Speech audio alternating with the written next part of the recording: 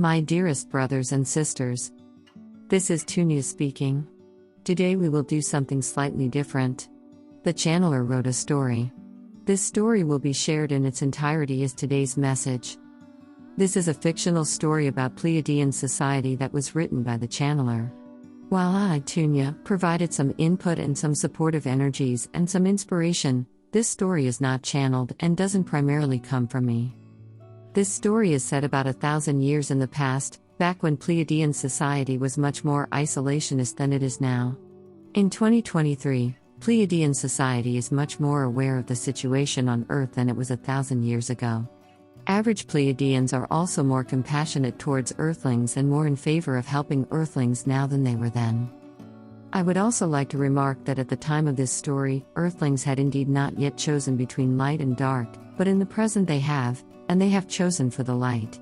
This means that your freedom is guaranteed, although the actions of Earthlings determine when that freedom will become a tangible reality. There is a bit of discussion on genetics in this story. Of course, we Pleiadians would never kill or sterilize people for having so-called bad genetics. While this story is fiction and some parts are not entirely accurate, a lot of things in here are true. A number of Lightworkers really have gone through something very similar to this. So I think this story is very valuable and I approve of the channeler sharing it in this context. I will also let the channeler use my voice, so that it is as if I am reading this story out loud to you. Next week we will be back to regular channelings from me. I hope you enjoy the story. I love you endlessly and unconditionally. Tunia. I could feel every single person who was gathered here. As we all danced together, the truth that all is one stopped being an abstract concept and became a tangible reality. I felt my wife Elena dancing in the crowd, her body, her mind, her movements, her soul, her ecstasy, her bliss. I felt the same from my great-great-great-great-grandfather dancing, and Tourmaline, and from so many others. We were a room full of individuals, but simultaneously also one organism, moving and coordinating as one. We were one expression. Everything that applied to one of us, also applied to the whole. As above, so below. I could feel Source smile down on us, although down wasn't quite the right word. After all, Source is everywhere and everything and is not just above us. And if all is one, isn't this right here the universe smiling back at itself? Isn't this the universe playing with itself and exploring itself and enjoying itself? Tourmaline had been right. I had always loved dancing, but it is indeed in movement, in daily activities, in joyous activity, in connection with others, that spiritual principles can be clearly perceived. If one has the eyes to see. I felt Elena kissing someone and I could feel the other woman's lips and breath. I shuddered in ecstasy, just as they did. And we danced and danced and danced, until our legs gave out and we fell to the floor laughing, hugging, cuddling with each other. As I lay there, my head resting on someone's stomach, I could do nothing other than watch the stars in utter bliss. As I was relaxing in the bath, I sensed that the facilitator slightly increased the temperature of the water. My heart skipped a few beats. Does that mean? Indeed. My wife Elena entered the room. She let her suit slip off her hips and joined me in the bath. She was the kindest and gentlest soul I knew. Her energy always made me feel peaceful and calm. However, right now the sight of her naked body was more arousing to me than her energy was relaxing. She smiled a knowing and happy smile and started kissing me. We were young and we were in love. Being newly committed to each other as husband and wife, I and Elena spent many seasons on that planet. Our existence became a timeless flow state of dancing, making love, talking while watching the stars together, interacting with the local wildlife, exploring the planet and talking about how much we looked forward to starting a family together. I really loved how gentle and loving my wife was when she was interacting with animals. Carnivorous animals lay in her lap as lambs, as she caressed them and whispered soft gentle words to them. Sometimes she would sing, and both man and animal would gather to listen to her. A very few times I took a man into my arms or she took a woman into hers, as we had agreed was acceptable in the terms of our commitment to each other. At one time, an accident happened and I was able to use my skills to save 67 lives. But most of the time we just wanted to savor each timeless moment we had together. Most days, the only question that was on my mind was what I could do to make her even more happy or give her yet another beautiful experience. I so loved to see her smile. Eventually I felt guilty that I had been neglecting my commitment to Source, and I visited my spiritual mentor Tourmaline. She saw that my mind was still full of desire to go spend even more time with my wife. She smiled and telepathically asked, "Tyrone, if you desire to be with Elena so much, why are you not with her right now?" I responded telepathically, "I dedicated my life to serving Source. And I take my commitments seriously." Tourmaline chuckled. "And what makes you think that you being with your wife is not serving Source?" I did not know how to respond. She continued, "You still seem to think of Source as some external being. But really, Source is just the consciousness of everything, including yourself. So you are not separate from Source, you are part of Source." I nodded. I knew that. But apparently this was only rational knowledge for me, and not yet something that was integrated into my worldview. She continued, "And as you know, as above, so below. So if your desire is to be with your wife, couldn't also Source's desire be to have twin flames be together, such as you and your wife?" "Yes, but I don't want to just enjoy myself. I wish to learn and grow and become a better person." She intentionally did not answer immediately, to let my words hang in the air so that I could reflect on them. I thought about my own words. I sent to Tourmaline, "You're thinking that there are all kinds of lessons I could learn from being in a relationship, and also from Elena specifically, if only I opened my eyes and observed things more closely. Right?" Tourmaline gave me a satisfied smile. "What does it matter what I think? You're just as much part of Source as I am. If that is what you think you should try, go do it and see what spiritual lessons you can learn from being a devoted husband." So I did. After our extended honeymoon, we returned to our home in the Pleiades. It was very good to see and hug our family and animal companions again. I resumed volunteering to do work.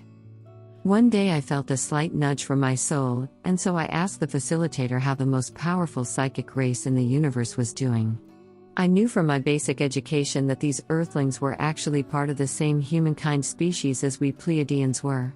In fact, our elders thought that it would be quite beneficial for our gene pool to have children one day with these Earthlings, which apparently could be accomplished in the natural way. To my surprise, I could feel the facilitator evaluating my physical and mental health before it responded. If you are interested, I recommend that you ask this question face-to-face to our Earth expert. Do you agree to be teleported to him? I noticed that I had a dry throat and swallowed. This was quite unusual. Yes. I agree. When I had landed, I saw that our apparent Earth expert was sad. It was rare for me to see a sad person. I tried to read his mind and he blocked me from doing so, which was allowed but was very uncommon. He welcomed me and introduced himself. He confirmed that he was indeed sad. When I asked him why, he said that this was because of the suffering of Earthlings. Then why study Earthlings? I asked, and he chuckled. Like you, I wish to serve Source. This is my way. We can't all turn our heads, someone has to not look away from these people. He invited me to sit and asked me if I really wanted to see what was happening on Earth. I swallowed again and said, well, my mentor always reminds me to not just live my life, but to actually see. And I think us Pleiadians have been willfully blind and living in our blissful little cocoon for way too long. You don't just need love and bliss to grow as a soul, you also need awareness and an understanding of the whole, which includes seeing things that are not loving or blissful. The man nodded appreciatively. I could not have said it better myself. If only more people thought like you. Very well.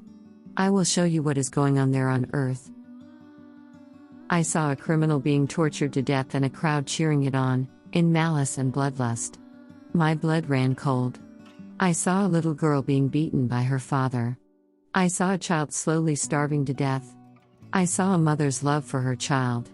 At least there was still that. But even this was partly tainted in some cases. The motherly love of some women appeared conditional to the child.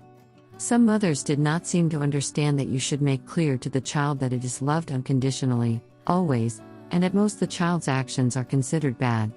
But the child itself is never considered bad.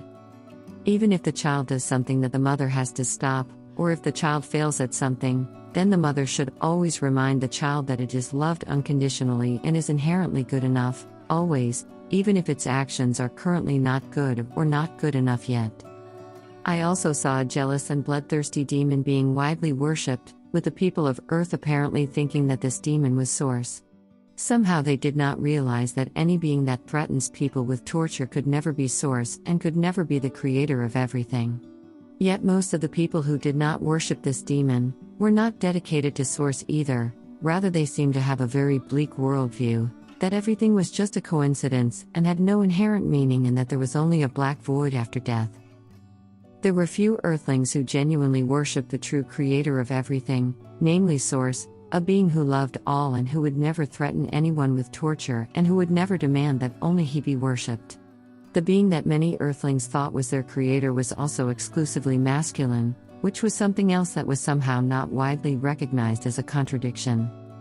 Few people on Earth seemed to understand that Source was a different being from any entity that would threaten people with torture. It was a pretty sickening good cop, bad cop setup. One demon acted like the villain and the other demon acted like the savior and the creator of everything, when in reality both were demons.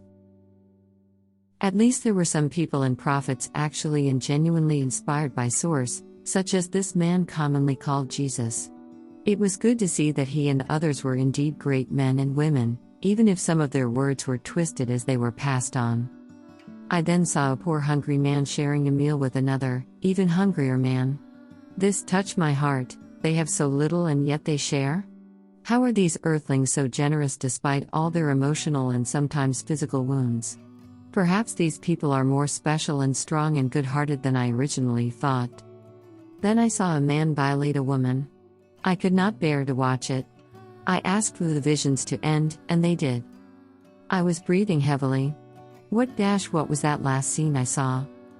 The Earth expert breathed deeply and sighed. That is called rape. It is when a person, in this case a man, has intercourse with another person against their will, in this case with a woman.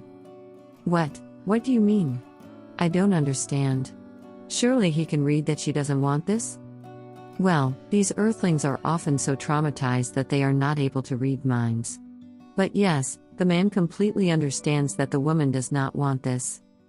But then why does he do that? I can't. Why? Why? The man took another deep breath. These earthlings do not understand that all is one, not even as a purely rational, unintegrated thought. Hence they hurt each other and do not see how much they are hurting themselves in the process. If you study Earth, you will come to learn the phrase, hurt people hurt people. I sank back in my chair, breathing heavily. I felt nauseous. When I returned home, Elena sensed that I was shaken, and furthermore she was surprised that I was actually not allowing her or anyone else to read my mind, for the first time ever. She gave me a long hug, asked me to lay down and took me in her arms. She told me that she loved me unconditionally, that I didn't have to share anything I didn't want to share, that she would always be there for me and that whatever it was, we would get through it together. I started crying and she held me and told me how much she loved me and she expressed all the things she loved and appreciated about me. When I regained my composure, I explained in broad outlines what I had done and what I had seen. She asked me, in a very soft and gentle voice, to let her in, because she did not want me to be alone with those thoughts and images on my mind. I hugged her close and told her she was such an unbelievably sweet and loving person. I asked if she was sure, she nodded. I asked my soul if that was wise and my soul told me to let her in. My wife read my mind. She first became pale and then threw up. I asked the facilitator to clean up the vomit and then it was my turn to hold her while she cried. After that cycle, Earth did not let me go. I do not know why I kept studying it. While my wife was infinitely loving and supportive, she is the most beautiful and inspiring person in the world to me. I knew that her nature was one of softness and she did not like to see those images or hear those stories, even secondhand. Yet she wanted me to be alone with those stories in my head even less. So I would go to study Earth. Then I would come home, usually at least a bit shaken. She would give me a long hug, take a deep breath, read my mind, and we would cry in each other's arms about what was happening on that distant blue planet. I felt guilty about causing her pain in this way. She knew that my soul was pulling me in the direction of studying Earth, and she asked me to please keep following my soul's pull, because the last thing that she wanted was for her to hold me back from my own expansion and soul's growth. We agreed to postpone starting our family for now, until our situation was a bit more stable and clear. I made sure to be as present with her as I could and to be the best husband I could and to make her happy in all the ways in which I was able. I made sure to also do things that she wanted to do, and to take her to places that she wanted to go. But I did keep studying Earth. One day a military commander was already studying Earth with the Earth expert when I came in. The military commander did not seem to be especially disturbed or moved by what he was seeing and what he was downloading into his brain. This initially surprised me, but then I realized that of course a military commander would be more used to seeing suffering than a civilian like myself would. The commander and I had a drink afterwards. He telepathically said to me, "I'm surprised to see a non-military person studying Earth. Often civilians avoid looking at Earth, not wishing to see the suffering, and in some cases not wanting to feel guilty that we more or less abandoned them after Atlantis. Why are you studying Earth?" I said that I could feel my soul pulling me in this direction. He nodded, chuckled and said that a soul's nudging was why he joined the military. I asked why he was studying Earth, and I could see him briefly consider what he should and should not reveal. He was not allowing me to read his mind, but then again that did not surprise me, seeing as how he would have military secrets that could be dangerous if they were to fall in the wrong hands. Operational security meant that the fewer civilians knew about those secrets, the less risks there were.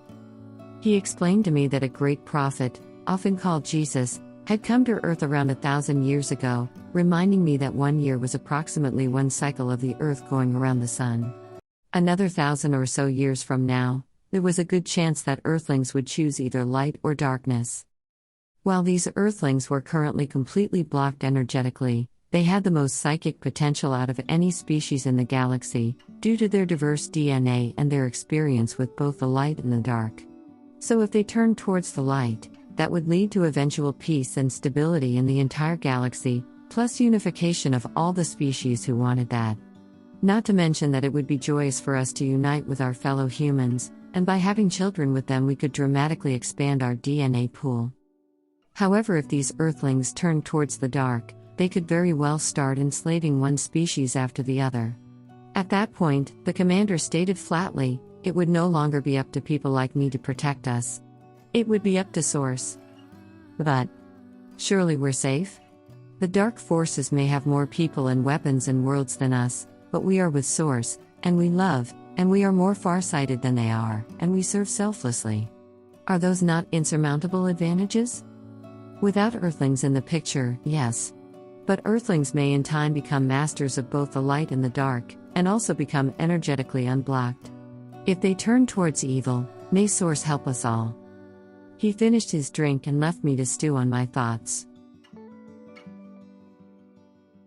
Elena started the conversation that I did not want to have. "My love, I know you want to go help Earthlings. I know you want to alleviate their suffering and nudge them towards the selfless path. When we asked in which ways we could help Earthlings, we were given 2 options. And we both know that you think that sending love energy to Earth from afar is not doing enough." I sighed and looked into her eyes. She took my hands into hers and continued. "We both know that in your heart, you have already decided that you want to start incarnating on Earth. And we also both know that the earlier you start preparing and training for that, the better your chances are to succeed, and the more you will be able to accomplish." It was hard to keep meeting her unfalteringly loving gaze. I said, but we were going to start a family together. There were still so many places we still wanted to travel to. There are still so many cycles I want to spend with you, so many times I want to make love to you, so many things I want to do with you, experiences I want to have with you. There are still so many times I want to make you smile. She just held me and the gravity of the situation dawned on me. I really was going to do this. Elena, you know that there is a very strict selection process. Even if I train and apply, there is a very good chance I will get turned away. Only the very strongest and most perceptive and most heart-centered star seeds will be allowed to be born on Earth. She looked at me with a gaze that melted my heart. My love, I know that if you train and then apply for this, you will be accepted. I nodded. I wasn't as sure of that as she seemed to be, but she did have a habit of always being right. The last thing I want to do is to hold you back from your soul's desire. But as you already know, being born on Earth is not my soul's desire. I wish to remain soft and gentle, and not get brutalized by the horrors of Earth. Yet I do very much admire your courage and loving heart, that you are willing to suffer in order to help those people. To me, you have the courage of a soldier. I hugged her, not knowing what to say. She was right. She held me tightly and eventually said, "Please, I want us to visit my birth planet one more time before you go. I want to lay on the soil, in your arms, and together look at the stars and wonder what other worlds are out there." I held her as she started crying. I wanted to scream, to disagree with her, to tell her that I wanted to stay with her forever, to raise a big beautiful family together just as we had once planned. I did not want to go to Earth. I did not. I wanted to stay. I so very much wanted to stay. But I knew that I should not turn away from the path of my soul's expansion. And besides, those people on that strange blue planet really did need help. My family did their best to be supportive, but they genuinely did not understand. I do not blame them. I barely understood my own choice to start reincarnating on Earth. I only knew that it was something that I felt I should do.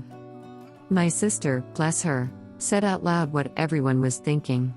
"So, you are planning to forget your connection to Source and to your own soul. In fact, you are planning to forget that Source even exists. You are planning to forget everything, including all the memories from your past lives. You are planning to forget us, your family. You are planning to leave a place that these Earthlings would apparently consider to be some sort of paradise." Her words hung in the air for a few breaths and she continued. "And you are planning to be born there, on that world where apparently they torture and rape each other, where apparently they age so quickly that they transition from old age just as they are beginning to acquire some wisdom. You will most likely get hurt terribly, you will be lied to constantly, people will try to force you to do and believe things that are not true or that are not in alignment for you. Those in power will gaslight you constantly and work against you, while pretending that they are doing so to keep you safe. There is no guarantee you will even wake up to remember your mission, that you will be able to find your way back to the light. You will experience great trauma and you might even become so lost that you sell your soul to a demon." I nodded. "Yes, that about sums it up." She continued. "This was the first time I had seen my sister get angry. Why not just leave that bunch of torturers and rapists to learn their lessons on their own time? Let them figure out unconditional love first, then maybe we can think about helping them." I looked her in the eyes. "That is not fair, Maya. First of all, there are very many beautiful and heart-centered people there too. They are not all bad. In fact, most of them are still fundamentally good-hearted, despite all the horrors of this Earth planet. I think this is amazing. In fact, I think that is one of the things we can learn from them." I took a few deep breaths, and did a quick body sweep. I continued, "Moreover, there are hostile galactics and demons working hard to push them to the service to self-path, together with their Earthling minions. Earthlings deserve a fair chance, which means that if the hostile galactics try to make them suffer, they also deserve some light from us positive galactics." My sister got even more angry. "And what about your wife, Tyrone? You are going to start a family together. You know how much she wants that. I know you want that too."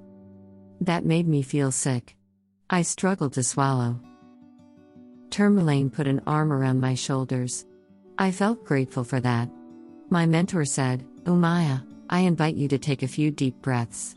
Umaya first glared at her, but then did so. After everyone had taken a few deep breaths, Tourmaline continued, "I understand that none of you want to lose Tyrone. I don't want to lose Tyrone either. But this is clearly his soul's calling, and you all know the importance of following that. You also know that couples should not hold each other back. Elena is an adult. She is free to choose another direction for her new life without Tyrone. She looked at every single one of my family members in turn. Moreover, Tyrone here is being incredibly brave and providing an incredibly valuable service to Source. Yes, this is scary. I understand. But you have heard how much those Earthlings are suffering. To use an Earth metaphor, a small disk of metal is currently spinning in the air, and if Tyrone can help it land the right way, then in the future billions of Earthlings will be able to live like us. If the metal disk falls the wrong way, we will see a future where billions of Earthlings will become even more enslaved than they are now, and in turn they will start enslaving other races. Silence fell across the room. There didn't seem to be anything left to say. My mother started crying softly. Finally the tension broke and everyone started hugging each other, crying themselves or saying supportive or loving words to each other. I knew that if I applied to be born on Earth without preparing first, I would be rejected, and if I would not be rejected, I would just break psychologically and not be able to help anyone. So I started studying and preparing for my future lives on Earth. One of the most painful lessons was starting to treat time as Earthlings do, which meant either living in the past or in the future but never the present, obsessing over the past instead of just letting it go, seeing the future as dangerous and scary and uncertain while not having a clear understanding that the future has possible timelines that you can just sense, not realizing that everyone is ultimately safe because their souls are immortal and it is only bodies that die, and thinking that we are at the whim of the world, instead of realizing that we are powerful creator beings ourselves. And so I studied and practiced for, as Earthlings would call it, centuries. Elena and I agreed that we shouldn't keep seeing each other during this time period, because I knew that if I kept seeing her, eventually I would not have the strength to leave her embrace. I told her that of course she could take another man if she wanted, but she just smiled sadly and said that there was no man she wanted other than me, her twin flame. However, she said that she was absolutely sure that one day, we would be together again and we would start our big beautiful family after all. And so I prepared. And prepared. And prepared. I spent centuries preparing for life on Earth, and those centuries were long and lonely. And then one day, I heard that she had chosen to pass on from this life. My beautiful and loving Elena was no more. One Earthling baby was going to be born and needed a soul. Many applied for that position. After a quick initial selection, 17 serious candidates were left, with me being one of them. Each of us was being evaluated by a different angel. My examiner angel read my mind and energy at a glance, then asked me, "Why do you wish to be born on Earth?" I said that I primarily wanted to serve Source and that my soul indicated to me that helping Earthlings was the most appropriate way for me to serve Source. The angel asked, "What does serving Source mean to you?" I replied that to me, it means identifying and acting as my greater self and not as my smaller, individual self. The angel asked, "If you are born on Earth, you will suffer. How do you view suffering?" I replied that to me, suffering was yet another experience, one that could be experienced and observed fully and then let go. I was not looking forward to it, but I would not let it deter me from my soul's growth. Indeed, suffering might teach me a new perspective and life on Earth might let me explore and integrate parts of reality that I am currently unfamiliar with. It was impossible to tell whether the angel approved or disapproved of my answers. Yet I felt at peace. The only thing I could do was simply doing my best to serve Source. And I was doing that, right here, right now. Even if I would not get chosen, I would still have done my best to serve Source. No one could take that away from me. Success or failure did not seem to matter, all that mattered was serving Source to the best of my ability. Let success or failure come as it may. The angel went to the next question, "If you are born on Earth, how will you help the people there?" I replied that I would be kind to my fellow Earthlings. With small loving actions and kind words and with my energy, I would help lift the entire consciousness of humanity. And I would try to remember to contact my soul for more detailed instructions. The angel asked another question. Many starseeds and lightworkers are on Earth right now, and the majority of them have not woken up yet. In some cases, their souls want them to wake up and try to communicate with the person, yet the person refuses to listen and prefers remaining asleep, because it is easier. If we send you, will you wake up? I answered that I could not guarantee this, because there is so much suffering on earth and suffering tends to block people's connection to their soul. I could only do my best to serve Source, and I could do no more.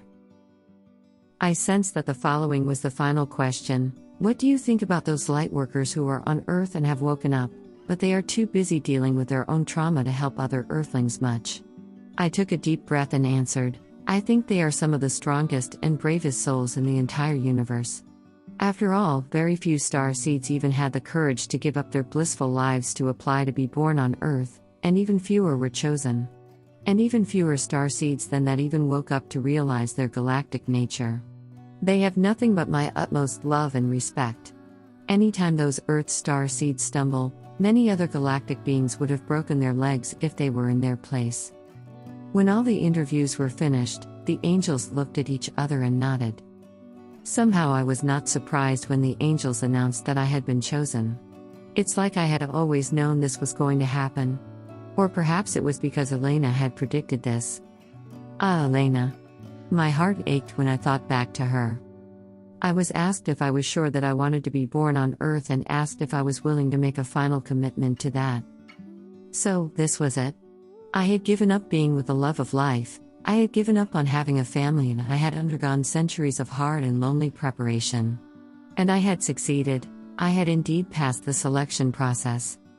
And yet from another perspective, my task was just beginning. Best to get on with it. There was little left for me here anyway. I faced the angel and said, yes, I commit to being born on Earth, and I promise to help Earthlings and serve Source to the best of my abilities. The other candidates left together with their angels. The angel who had interviewed me smiled broadly. Thank you for your service, Tyrone. However, in Earth terms, you still have a month before you have to leave your current body, in order to be born on Earth. There is someone who wants to meet you. And I think you will want to meet her. When she entered, my breath stopped. I had never seen the woman before in my life, and yet somehow I knew her. It was her energy. She felt like home. That peaceful, nurturing energy was unmistakable. I would have recognized her in a crowd of thousands. Elena? She ran at me and threw her arms around me and kissed me. I felt myself furiously, desperately kissing her back, but then I stopped myself and held her at arm's length so that I could take a closer look at her. She was not Elena. And yet, she was. Her beaming smile melted my heart. I'm Elaine. As you know, I, Elena, chose to pass on. I spent some time not being physically incarnated, and then I chose to come back for you. I chose to again be born as one of our kind. In this life, in this incarnation, my name is Elaine. So my body is different. Yet my beautiful and amazing husband, I am still your twin flame, and I am here. I teleported her and myself to my room and kissed her until we were both breathless and dizzy and we fell on the bed. I undressed her slowly, carefully, as if I was afraid that she was just a dream and that she would disappear if I made a wrong move. We started rediscovering each other's bodies and energy. It still didn't seem real. But when she smiled and moved her kisses down from my lips, to all over my chest, to my belly, and then even further down, all my thoughts and all my doubts finally disappeared. Then there was just skin on skin, being present in the moment, ecstasy, bliss, intimacy, love, union. My twin flame had left the afterlife in order to come back for me. After we had finished making love and lay in each other's arms, all the grief and loneliness that I had felt about missing her for centuries started pouring out. She held me and whispered, "It's okay. It is all going to be all right." Once that had passed, she stroked my cheek while laying on top of me. It felt good but still a bit strange to feel this new body of hers. She said, "I know you're still going to Earth. You wouldn't back down from a commitment, and furthermore I know that even if you had not committed to going to Earth, you would still follow your soul's calling. That is one of the things I love about you." I just happily looked at her. Everything really was all right, now that she was here. She continued, In my previous life as Elena, I had chosen to be born with traits that would help me raise a family. That did not work out, of course, and as Elena I was not very well suited to following you as you live on Earth. She paused to give me a few slow kisses which I gratefully returned. I began to explore the shape of her new buttocks some more. She smiled and then continued. I see you still love women's behinds. I am glad that I can hypnotize you with this body too. Anyway, for this life, I chose traits that are very well suited for supporting you while you live on Earth. This shocked me. Wait, does that mean? Yes, my love. I will energetically support you as you live on Earth, as well as support other Earthlings. I will be with you during every day of your life. Yes, you will experience tremendous pain and hardship. But every step of the way, I will be there, unseen perhaps, but I will be sending you love. I will be there, crying alongside you, whispering loving words into your ears, appreciating you, hugging you, being with you, loving you. You may not be able to see me, but I will be with you every step of the way and you will never be alone. And perhaps one day you will start being able to feel my presence, and who knows, maybe even be able to contact me telepathically. I breathed a sigh of relief. Tension that I did not even realize I was holding left my body. She continued. At some point, Earthlings will choose the light. Yes, I know that supposedly this is not decided yet, but I am always right, remember? Then sometime after Earthlings commit to the light, we can land openly on Earth. And then, with you as an Earthling and me as a Pleiadian, we will finally be able to have that big beautiful family that we talked about.